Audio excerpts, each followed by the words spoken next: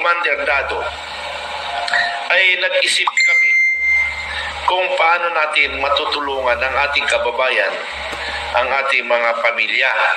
So, pinag-aralan namin kung ano ang maitutulong namin. So, dahil nga sa karanasan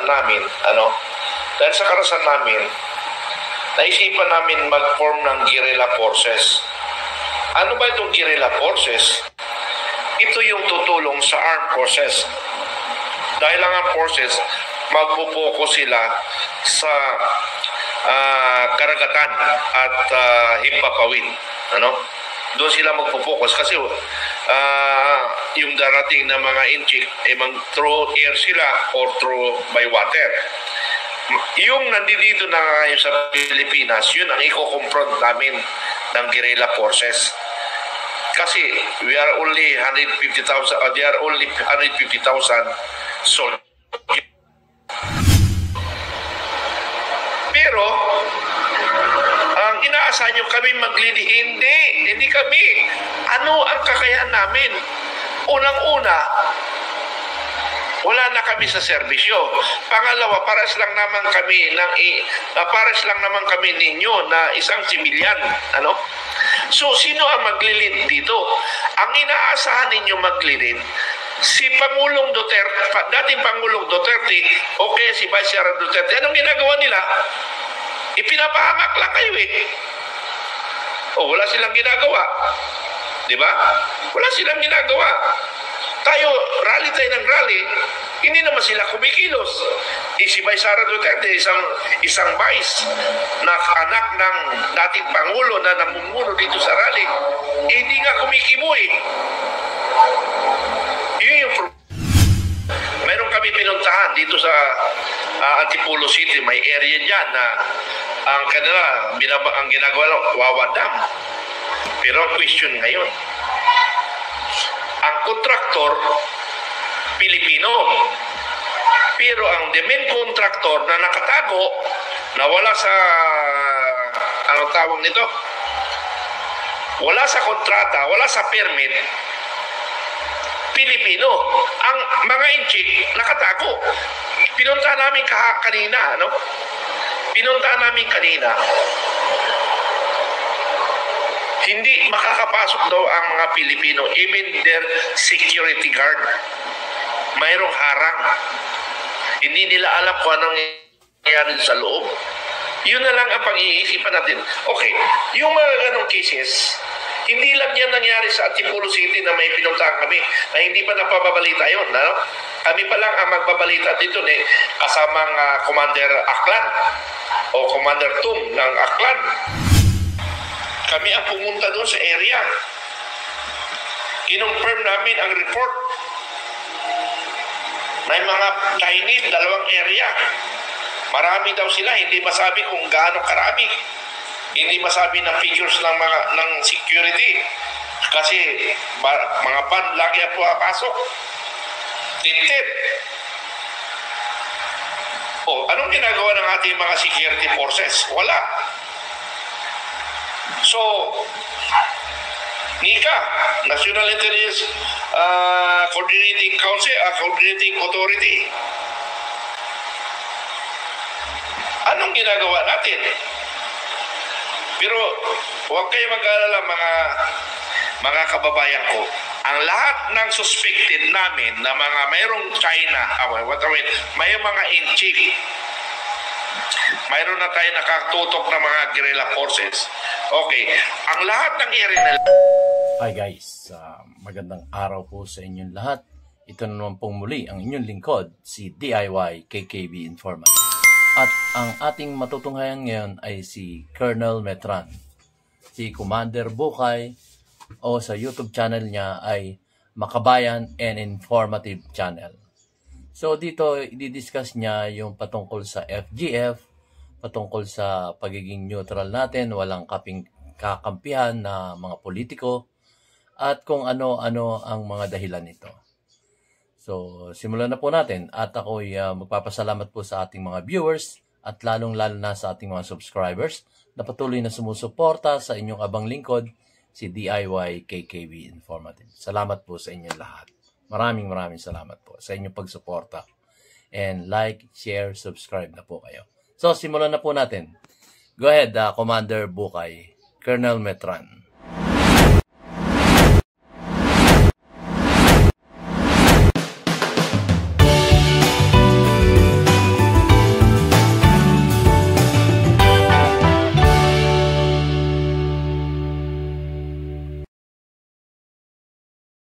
Ng ating mundo. So ang pupuntuhan ko ngayon ay patungkol sa politika. Politika.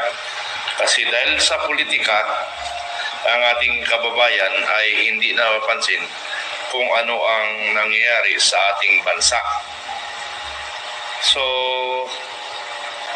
kung tinitingnan ko yung mga ating kababayan, parang wala silang naramdam kung ano ang mangyayari sa ating bansa.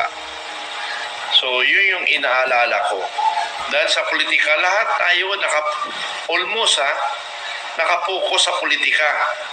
Sino man ang ating presidente sa bansang Pilipinas ay ang West Philippine Sea ay talagang mag-escalate yan. Kasi nakapwesto na nga sila dito sa Pilipinas. So, nagde-develop sila. So, kung gusto natin maging pasakop sa China, di wala nang gera. So, dito tayo mamimili. Ano ang gusto natin? Magpasakop sa China o makipaglaban tayo sa China? Yun na lang yung pagpipilian natin. So, please give your opinion. Tingnan natin.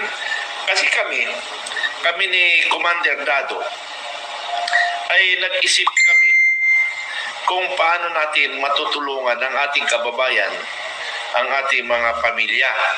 So, pinag-aralan namin kung ano ang maitutulong namin. So, dahil nga sa karanasan namin, naisipan namin mag-form ng guerrilla forces. Ano ba itong guerrilla forces? Ito yung tutulong sa armed forces. Dahil ang forces, magpupokus sila sa karagatan at himpapawid. Doon sila magpupokus kasi yung darating na mga inchik through air sila or through by water. Yung nandito na ngayon sa Pilipinas, yun ang i-confront namin ng guerrilla forces. Kasi we are only 150,000, they are only 150,000 soldiers. And ang kalaban natin ay 2.6 plus million soldiers. So, parang kwan lang talaga. Isang hampas lang. Pagsasampalin lang tayo ang mga sundalo, wala na, talo na. Dahil sa dami.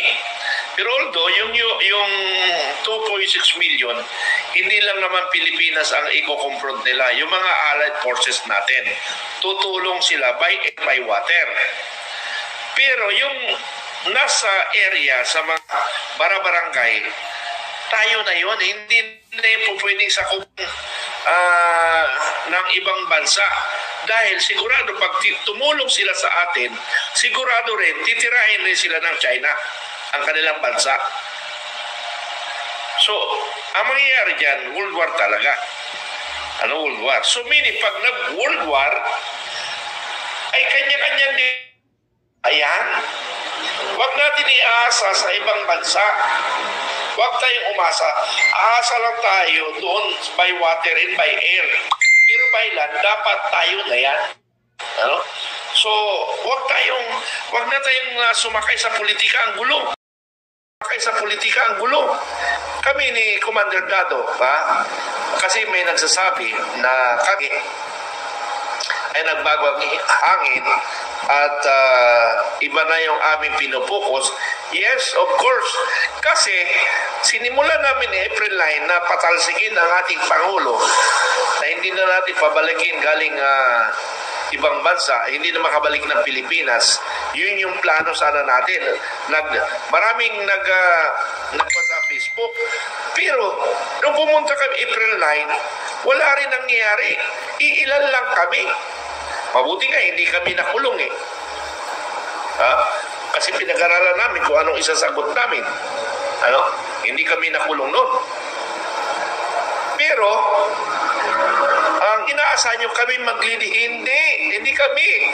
Ano ang kakayahan namin? Unang-una, wala na kami sa serbisyo. Pangalawa, pares lang naman kami ninyo na isang sibilyan. Ano? So, sino ang maglilid dito? Ang inaasahan ninyo maglilid, si Pangulong Duterte, dating Pangulong Duterte, okay, si Vice President Duterte, anong ginagawa nila? Ipinapahamak lang kayo eh. O, wala silang ginagawa. Diba? Wala silang ginagawa. Rally tayo ng rally, hindi naman sila kumikilos. Si Vice President Duterte, isang vice na anak ng dating Pangulo na namumuno dito sa rally, hindi nga kumikimo eh. Yun ang problema. Palakas na naman busis ko eh. Palakas na naman busis ko. So, yun lang ang sinasabi ko, na kung gusto natin palitan, manawagan kayo kay Sara Duterte o kay President Duterte. Hindi kayo manawagan sa amin. Anong magagawa namin? Tama yan. Awa na kami. Gamit lang tayo ng mga politician ni Marcos, ni Duterte. Kung sino man ang Pangulo natin, yun ang susundin namin. Dahil ang aming tinitingnan dito yung gera. Napipintong gera sa West Philippine Sea. Ayaw natin sa hindi. Mangyayari yun. Mangyayari yun. Dahil sila, nakapag-ikot na sa bansang Pilipinas. Kanina lang, mayroon kami pinuntahan dito sa Antipolo City. May area dyan na ang ginagawa lang, Wawa Dam. Pero ang question ngayon, ang kontraktor, Pilipino. Pero ang main contractor na nakatago, na wala sa, anong tawag nito? Wala sa kontrata, wala sa permit. Chinese. Pilipino. Ang mga inchik, nakatago. Pinunta namin kanina, hindi makakapasok daw ang mga Pilipino, even their security guard. Grabe. Mayroong harang. Hindi nila alam kung anong nangyayari sa loob. Yun na lang ang pag-iisipan natin. Okay, yung mga ganong cases, hindi lang yan nangyari sa Antipolo City na may pinuntahan kami, na hindi pa napababalita yun. Kami pa lang ang magbabalita dito kasamang Commander Aklan o Commander Tum ng Aklan. Kami ang pumunta doon sa area. Kinonfirm namin ang report na yung mga Chinese, 2 area. Marami daw sila, hindi masabi kung gaano karami. Hindi masabi ng figures ng security. Kasi mga van lagi ang papasok. Tinted. Anong ginagawa ng ating mga security forces? Wala. So, NICA, National Intelligence Coordinating Council, Coordinating Authority. Anong ginagawa natin? Pero huwag kayo mag-alala mga kababayan ko. Ang lahat ng suspected namin na mga mayroong China, may mga inchik. Mayroon na tayo nakatutok na mga guerrilla forces. Okay. Ang lahat ng area nila is strategic position, strategic location. So mula natin sa Northern Luzon, doon sa Tugigaraw. Andoon, maraming inchik doon. Pero pinapadevelop namin yung Tugigaraw ng mga guerrilla forces natin. Dito sa Banban Tarlac, yun din, pinapakilos namin na mayroon nakatutok na. Dito sa Cavite, doon sa Island Cove, mayroon na rin nakatutok na napakarami daw, almost 50,000 sa pwedeng ipasok doon sa loob na yon. At may mga military activities na dawa doon. Ngayon, pinapatutukan na rin natin sa commander ng Southern Luzon, si Commander Satparan. Okay, dito sa Antipolo, ngayon lang namin na-discover na meron rin palakwan dito. Inchik, 2 area. May nakapwesto na. So, ibig sabihin, kasi ang national government natin nandito sa Metro Manila, ibig sabihin, na-corner na kami. Hindi pa pala tayo na-organize. Pero sinama na rin natin sarili natin na forces. Na-corner na ang government forces ng kalaban natin. Kung bibirahin doon sa West Philippine Sea, magmula doon, papunta ng Metro Manila, aatras ang armed forces natin, papunta sa Sierra Madre. Mayroon na rin nakaharang dito sa Sierra Madre. So, ipit ang mga kasundaluhan. Mabuti na lang, may guerrilla tayo na pag pumutok ang West Philippine Sea, meron na rin na tayo na nakaumang doon sa mga pisto-pisto na mga inchik sa Catanduanes. Doon sila papasok ng ibang tropa nila. Mayroon na rin tayong nilagay doon. Ang Vice President, ang Governor, inchik. Inchik. Ang Vice Governor, inchik. Ang asawa nila, pure inchik. Naku, naluho na. Maplano ng Catanduanes. Or anyway, naman si Commander Aubrey, siya naman in charge doon. So, sa Aklan, meron rin tayo nakatutok si Commander Aklan. Siya nagbigay information na mayroong mga activities sa Aklan na mga inchik sa Giwan Samar. Mayroon rin. So, lahat yan ay may nakatutok na tayo. Mayroon na nakatutok na mga guerrilla forces. So, ang armed forces, focus na lang sila sa mga invaders. Kasi yun nandito nakapwisto, kami nang bahala sa guerrilla. Ang tanong ngayon, sir, anong baril natin? Ang baril natin, itak, pana, o ano pa mang gamitin natin na pang-native na attack. Marami tayong pan yan Dito sa mountain, sa Sierra Madre, marami mga pan dyan. Indigenous people, yun ang gagamitin natin. Dahil alam nila kung paano umatake. Ang armas natin, manggagaling sa kalaban. Hindi kaya i-provide ng gobyerno. Because 1 million reservists, kulang pa sa kanila. Kulang pa sa kanila. Pero anyway, bibigyan rin tayo kahit papaano sa isang platon, may 5 armas, okay na yun. Dahil yung iba tagagapang ng mga baril para magkabaril tayo. Ganon. Kasi pero ang tanong kasi natin, may mga tanong kasi na siguro maaaring walang gaanong experience o hindi nag-analyze. Sa atin kukuha ng baril. Yung armed forces nga, kulang sila ng baril So, kaya nga dito, volunteerism. Voluntaryo. Voluntaryo na walang sweldo, walang baril, wala lahat. Kaysa naman mamatay ka, iparing squad ka nila na hindi ka lumalaban. Dapat mamatay tayo na lumalaban bilang isang Pilipino. Ganon ang ating gagawin. Kaya nga nalulungkot ako, naawa ako sa ating mga anak, mga apo. Ang aking apo, iilan, 3 pa lang. 3 pa lang yung apo ko. Pag tinitingnan ko, sana naman makasurvive sila. Yung aking anak na 11 years old. 11 years old.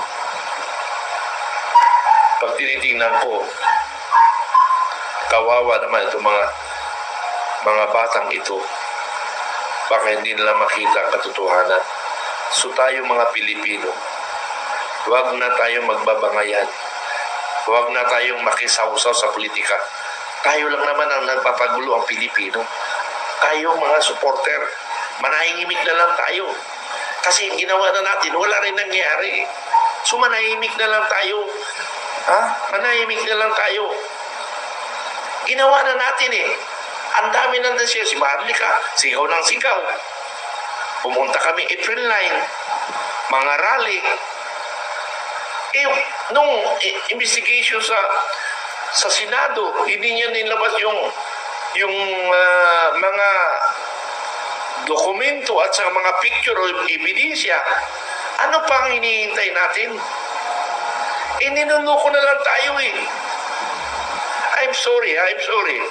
for the mga loyalists. Kasi ako, Duterte ako, Marcos ako. Pero Pilipino ako, pro-Pilipino. Sa ngayon, ang may cheating ko, protektahan natin ang mga kabataan. Isipin natin ang kinabukasan ng kabataan. Huwag na tayo makisawsaw sa politika, lalong magulo. Lalo nagkagulo. Focus tayo sa politika. Focus tayo sa politika. Tapos biglang pumutok. Sinong kawawa? Kawawa ang mga apo natin, anak natin. Pag tinitingnan ko sila kawawa naman ito mga apo ko. Panginoon, sana hindi mangyayari ang mga iniisip natin. Paano natin pa-prevent? Tayong Pilipino magkaisa na. Iwanan na natin politika na yan. Dahil ang politika, pampagulo. Yes, corruption. Kaya nga naggangawa ako noon corruption ang corruption. Wala rin nangyayari. Paano? Yung inaasa natin, leader na mamumuno sa atin, wala. Ngaw-ngaw lang ng ngaw-ngaw. Wala namang ginagawa. Ha? Ngaw-ngaw lang ngaw, wala namang ginagawa. Hindi naglilid. Ano pang hinihintay natin? Nagsawa ng mga Pilipino. Kaya kami, ni Commander Dado, nagsawa na rin kami. Dahil walang nangyari. Kasi sa totoo lang talaga, yung pagbulusok ng Marcos administration, corruption ang nakikita ko agad. Pero ngayon, dahil sa mga vloggers, tira sa Marcos administration, nakita ko rin na alarma ang administrasyon. Ang akala nila, na kung sila ang naghahawak ng administrasyon, magawa na nila ang gusto nilang gawin. We are the Pilipino ang pinakamalakas. Tayo ang nagluklok, tayo rin ang magtatanggal. Now, ginawa na natin, walang nangyari. Pero nagising na si Marcos, na binabatikos natin mga vloggers. Pero sana mga vloggers hindi nababayaran. Ngaw-ngaw ka ng ngaw, pero bayad ka naman. Ay, umalis ka na lang, hindi ka Pilipino. Hudas kayo. Hudas kayo ng ating bayan. Kayong mga bayan, social media man, o mga mystery media, pagbayaran kayo, hudas kayo. Kayo rin isa nagpapagulo sa bansang Pilipinas. Dapat, pag bumira tayo, galing sa ating puso. Galing sa ating puso. Yan dapat ang tunay na makabayan. Kaya ang nilagay ko sa akin title, Makabayan in Informative Channel. Dahil marami na akong binibigay na information sa mga intelligence. Ano ang ginagawa ng intelligence people? Ang security people natin. Although alam ko, ginagawa nila. Ginagawa nila. Ang trabaho nila. Pero problema, politics. Baka magkamali sila. Matanggal pa sila. Katulad sa armed forces, ang dami ng mga floating generals. Hindi na nila alam ang gawin tama o mali. Di ba? Hindi na nila alam ang tama at mali. Yung mga intelligence natin, yung mga security forces natin, hindi na nila alam ang gagawin.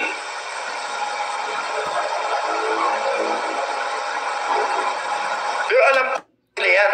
Pero ang problema, walang action. Kaya kaming guerrilla forces at vloggers ng guerrilla forces, vloggers of guerrilla forces, kami ang magpaparating sa inyo with other vloggers in others mainstream media, pero kaming guerrilla vloggers, pinaparating namin sa inyo na ang bansang Pilipinas ay napaikutan na ng mga inchik ng 1 million more or less. Armas na lang kailangan natin. Ang problema, baka nandiyan ay armas. Kasi may mga lugar tayo na hindi mapasok ng Philippine Authority. Ano yun? China na ba tayo? At ang China people ang nasusunod sa ating bansa. Yun yung question ngayon. Bakit nangyari yun? Dahil maraming korap na Pilipino. Dahil maraming Pilipinong makapili. So yun ang makakaligtas lang. So dapat yun ang unang, pag nagkagera tayo, yun ang unang patayin natin. Dahil sa kanila, nagkagera tayo, nakapwisto na mga inchik. Dahil sa personal mga korap. Silang una patayin natin. Tandaan nyo, ito, mga Filipino guerrilla forces, kayong mga sa area nyo, barangay, pag-aralan nyo kung sino ang kasabwat ng mga inchik, yun, Pilipino, una nating patayin. Dahil sila ang hudas sa ating bayan. Order. Once magkaroon ng gera, we will order all guerrilla forces that all Filipino who are connected with the Chinese, yun ang una naming titirahin. And because of them, nakapasok ang mga China, strategic position pa. Okay, intelligence personnel, kumilos naman kayo. Ito na sinisiwalat na namin. Anong ginagawa nyo pa? Yung Senado, inimbestigahan nyo si Mayor ko. Ano nangyari? Hindi lang dapat yun. Dapat tuloy-tuloy na investigation nyo. Ipatawag nyo na lahat. Dapat pati Pilipino na involved dyan, ipatawag na ninyo. Di ba? O, napalakas na naman ang boses ko. Dahil ang sama ng loob ko talaga. Ang sama ng loob ko sa mga taong korap na Pilipino.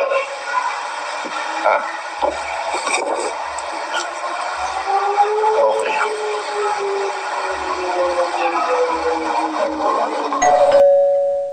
Yung guys, so napansin nyo, medyo uminit na ang ulo ng ating si Colonel Metran, si Commander Bokay ng Filipino Guerrilla Forces. Kasi nakakainit din nga naman ng ulo ang mga nangyayari. Dalawang politiko nagbabangayan. Although wala na silang kinakampihan patungkol dito, ang kinakampihan na lang namin ngayon ay ang taong bayan. At yun nga, taong bayan.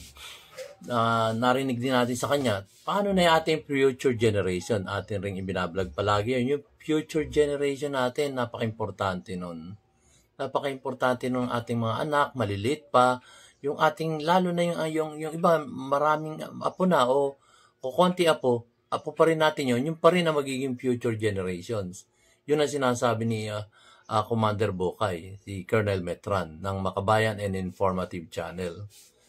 So, kung isipin natin, nakita nyo, nagkakawang gawa na yung dalawa, si Commander Dado at si Commander Metran.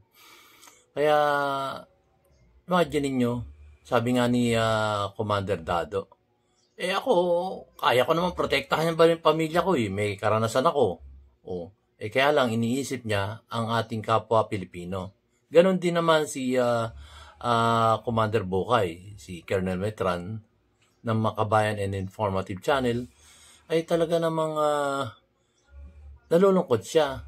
Kasi 3 na yung apo niya, tapos yung anak pa niya, or bata pa. So imagine niyo yun, yung damdamin niya sa sarili niya, hindi lang makasarili, kung hindi iniisip din niya yung ating mga kababayang Pilipino na katulad ng kanyang buhay ngayon, na may anak siya na bata pa, may anak din siya, or may apo siya na mga bata pa rin. So nakakalungkot po yung ganon. So ngayon, hindi kumikilos ang ating AFP. Hindi natin alam kung kumikilos sila o hindi, pero wala tayong nakikitang movement. Puro na lang wag nyo ipabot sa escalation, yung mga ganun ba. So dito naman, yung mga FGF, nakakalat na yan dito sa buong Pilipinas. At tinitingnan lang ang movement ng mga pogo na yan, o yung mga may mga nag-iitipon-tipon ng mga Chinese na hindi malaman kung ano yung kanilang binabalak doon sa mga lugar na yun. Ay nakita nyo yung pinuntahan niya sa Antipolo, ay naimbestigahan nila na meron. At yung mismong gwardiya na nasa harap, hindi sila makapasok doon sa kalubloban dahil sinasabi nga may mga Chinese doon, maraming Chinese doon sa looban, doon sa parting Wawa. I think it's Upper Wawa. At meron din sa iba pang palipalibot doon sa Antipolo. So nakakalungkot, kaya medyo umiinit na yung ulo ng ating dalawang kasamaan sa FGF na si Pinoy Survivor at itong si makabayan and informative channel. So, sana mag-isip-isip na rin tayo. Magkaisa tayo. Kung hindi titindig itong si Vice Presidente Sara Duterte para sa mga pagtindig at pagtatanggol sa bawat isang mamayang Pilipino, eto na, ang FGF ay nag-iisip na. May gera man o walang gera, sila ay naghahanda. Tayo maghanda. Makiisa na tayo. So, para sa ating mga sari-sarili, depensa sa ating mga sari-sarili. Depensa sa ating komunidad at higit sa lahat, depensa natin ang ating pamilya. Maraming salamat po. Ito po muli ang inyong lingkod, si DIY KKB Informative na nagsasabing, keep safe, God bless, and you have a great day. Like, share, subscribe na po yung hindi pa nakaka-subscribe. Maraming salamat po. See you on my next vlog.